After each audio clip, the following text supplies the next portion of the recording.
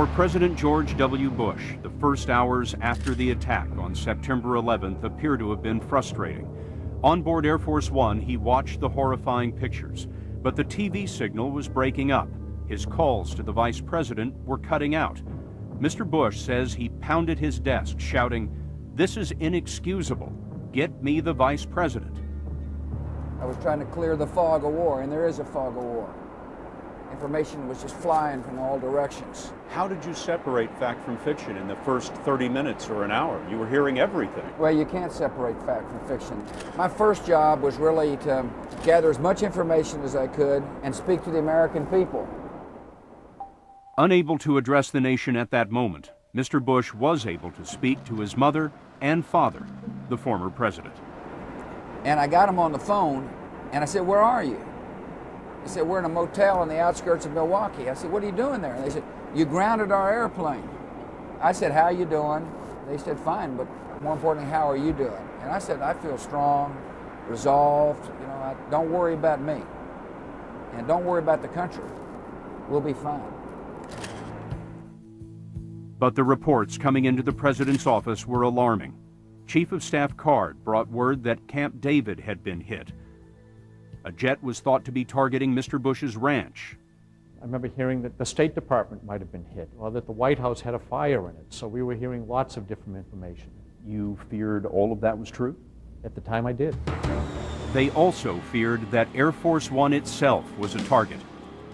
Vice President Cheney told the president there was a credible threat against the plane. Using the code name for Air Force One, Mr. Bush told an aide, "Angel is next." The threat was passed to presidential pilot Colonel Mark Tillman. It was serious before that, but now it is no longer is it the time to get the president home. We actually have to consider everything we say, everything we do could be intercepted, and we have to make sure that no one knows what our position is. Tillman asked for an armed guard at his cockpit door while Secret Service agents double-checked the identity of everyone on board. The crew reviewed the emergency evacuation plan, and then came warning from air traffic control. A suspect airliner was dead ahead. Coming out of Sarasota, there was one call that said there was an airliner off our nose that they did not have contact with. Tillman took evasive action, pulling his plane high above normal traffic. They were on course for Washington, but by now no one thought that was a good idea, except the president. I wanted to come back to Washington. I thought it was very important for me to be in the center of our government, in charge of the situation. I knew I could be in charge of the situation on Air Force One via the telephone, but I wanted to be there in the Capitol. But I was, it was impossible for me to go back. We didn't know what was going on. The Secret Service felt like my life was at risk, and I have an obligation to our country to make sure our government functions. So Air Force One set course for an underground command center in Nebraska. Back in Washington, the president. Back on Air Force One, Colonel Tillman had a problem. Although his aircraft was off the ground, It was a lot safer to be airborne at that point. he still needed to hide the most visible plane in the world, a 747 longer than the White House itself. We had the president on board, so we assumed that the president may be a part of this plot. Tillman didn't want to use his radio, fearing that the hijackers were listening to regular air traffic channels. So he called air traffic control on the telephone. We actually didn't tell them our destination or what directions we were heading. We basically just talked to them and said, okay, fine. We have no clearance at this time. We are just going to fly across the United States. Controllers passed Air Force One from one sector to another, warning each other to keep the route secret. Okay, where's he going? Just watch him. Don't question about where he's going. Just work him and watch him. And there's no flight plan in right now. We're not going to put anything in. Okay, sir? Copy that. Thank you. Air. Air Force One was now flying virtually solo in the empty skies with no flight plan. Air Force One, go ahead. I think the Air Force aircraft are working right now in our area. Still, feeling vulnerable, Tillman asked for a fighter escort. At that point, we realized that we probably needed some kind of long-range capability, either AWACS or some kind of fighter support to protect us long range, identify targets for us, and tell us whether they're friend or foe. Two fighter pilots had scrambled to their jets, unaware that they were flying one of the most important missions of their lives. Air Force One got two F-16s at about your 10 o'clock position. The staff and the president and us were filed out along the outside hallway of his presidential cabin there and looking out the windows. And the president gives them the signal of salute, and the pilot kind of tips his wing and fades off and backs into formation. Back in the press seats, CBS News photographer George Christian grabbed his camera and captured the moment. There was a fighter jet so close that it appeared to be within the wing space of Air Force One. It was an incredible picture. That was probably, I guess, the most poignant picture. Were you worried about the safety of the people on this aircraft in those moments? No. Your own safety? No, I wasn't worried about it. I looked out the airplane and saw two F-16 on each wing. There's going to have to be a pretty good pilot to get us. The threat to Air Force One turned out to be a false alarm, but it had a powerful effect at the time.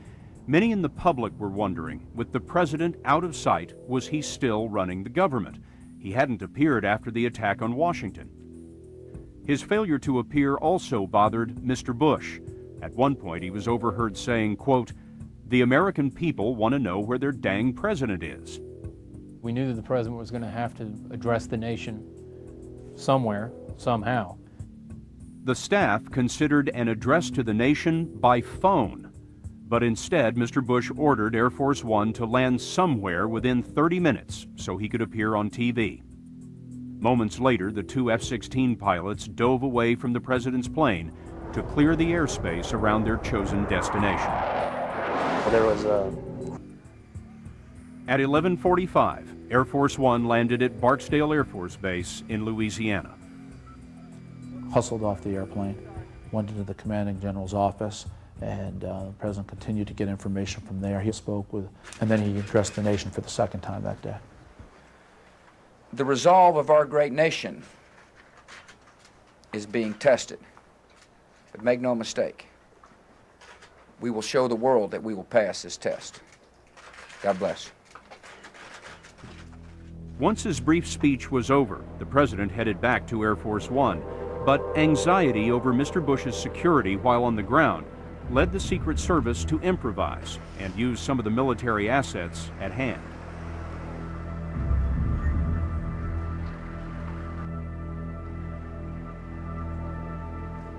I'll never forget when we left Barksdale Air Force Base, the president left in what's called a camouflage up-armored Humvee.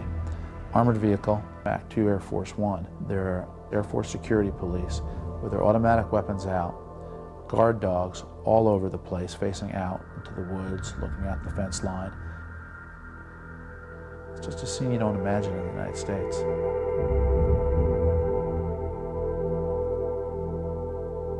The president's staff believed the situation in Washington was still unsafe, so they decided to continue to Nebraska, to a central command center where Mr. Bush could be secure and have all the communications gear he needed to run the government.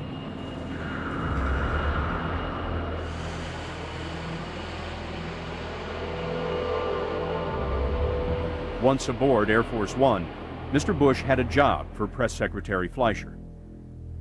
The president asked me to make sure that I took down everything that was said. I think he wanted. Fleischer's notes capture Mr. Bush's language plain and unguarded. To the vice president, he said, quote, "We're at war, Dick. We're going to find out who did this and kick their ass." Anybody who dares attack us is going to pay a price. That's how I felt. Mr. Bush had much the same message for Defense Secretary Rumsfeld.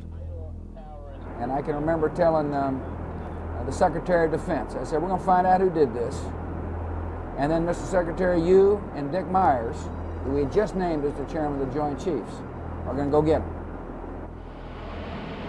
As morning turned to afternoon, the president began to create a new doctrine aboard the airborne White House. When he next touched down, he would lay out the path to war.